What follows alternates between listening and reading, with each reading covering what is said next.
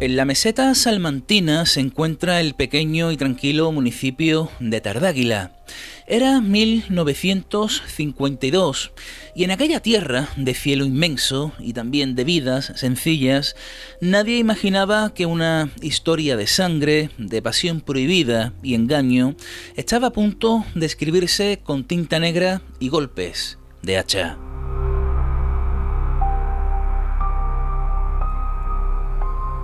Domingo Laso de Vega era un hombre de campo, labrador acomodado, respetado dueño de tierras y propiedades.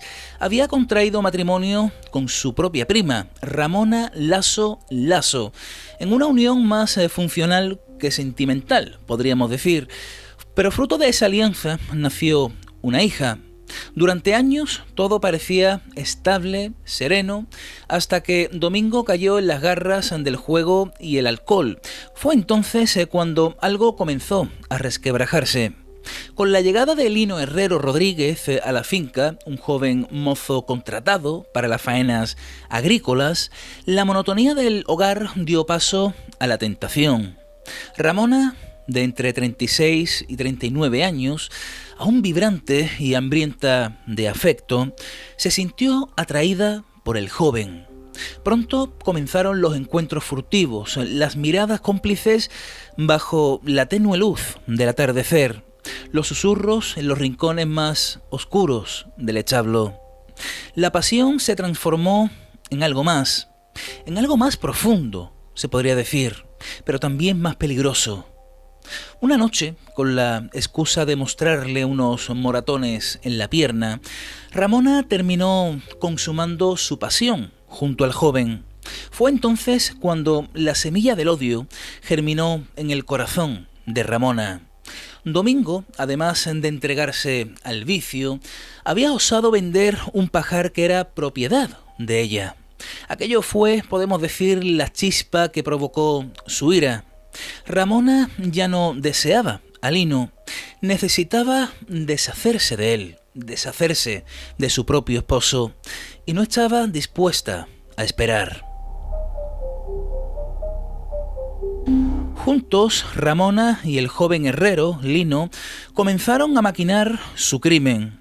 Las ideas que barajaban eran propias de una novela criminal. Por una parte, hacer que el tren lo arrollara por accidente, dispararle a la salida de su tertulia habitual o incluso simular que lo había atropellado el carro de las vacas. Pero ninguna opción, absolutamente ninguna, parecía tan segura como la más brutal y directa: matarlo mientras dormía. Y así lo hicieron. Nos vamos a la noche del 7 de abril de 1952.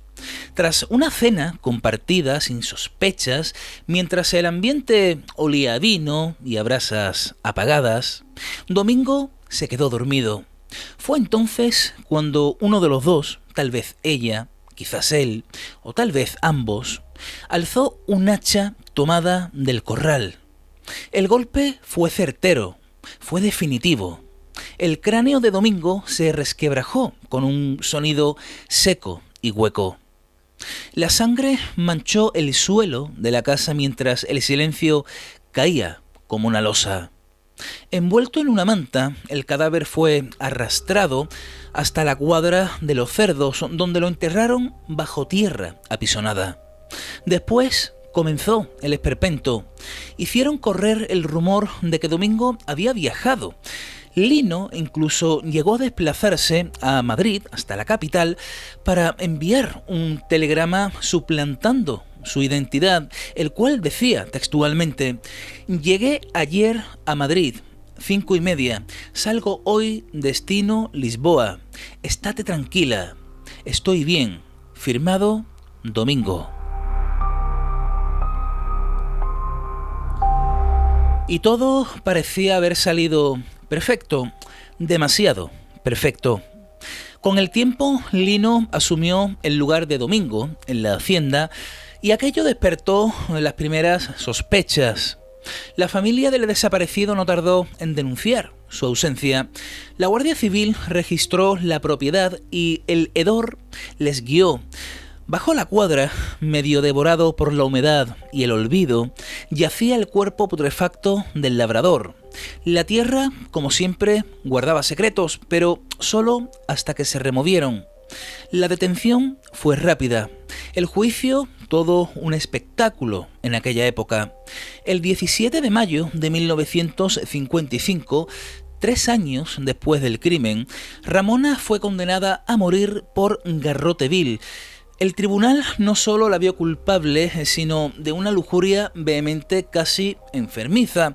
Tenemos que ponernos en el contexto de la época, ¿no? Como si el deseo fuera más grave que la sangre. Así lo afirmaron. Pero la defensa alegó malos tratos por parte de Domingo.